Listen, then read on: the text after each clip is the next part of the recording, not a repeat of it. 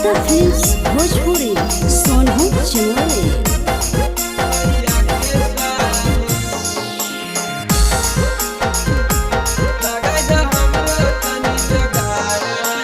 चलो हम मटक मटक के देखी के लागा छिनार है भैया के साली, है भैया के साली लगा हमरो तनी जोगाड़ है भैया के साली, लगा हमरो तनी जोगाड़ है भैया के साली।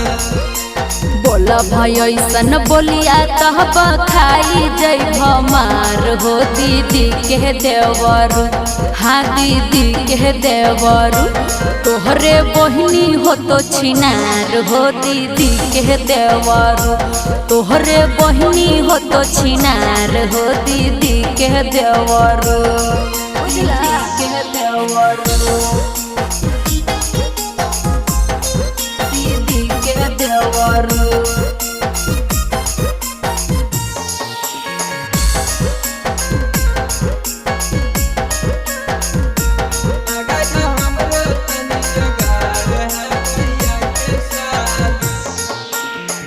मारहत मुश्किल कराई देव मार है, लड़का छोड़ी बूढ़ा वो देख के हो जाता बीमार है।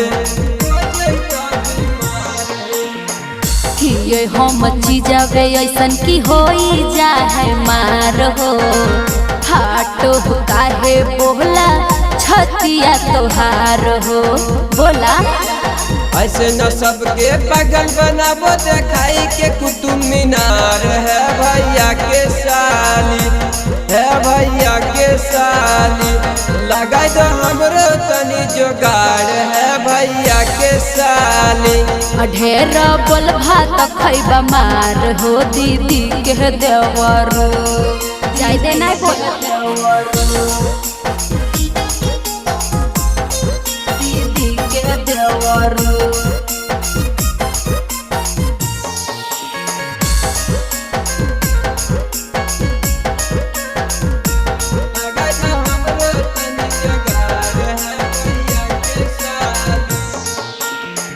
जब से देखल हमारा लागल है नहीं मानमा, तोहर पे अटकल है हमारो धयानामा।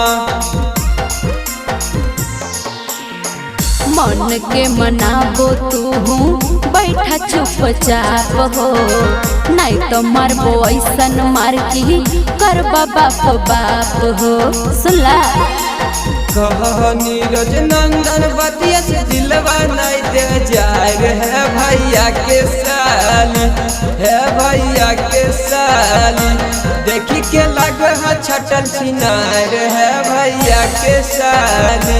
तोहर बहिनिए हो तो छिनार हो दीदी के देवरू, भागबा की नहीं यहाँ से।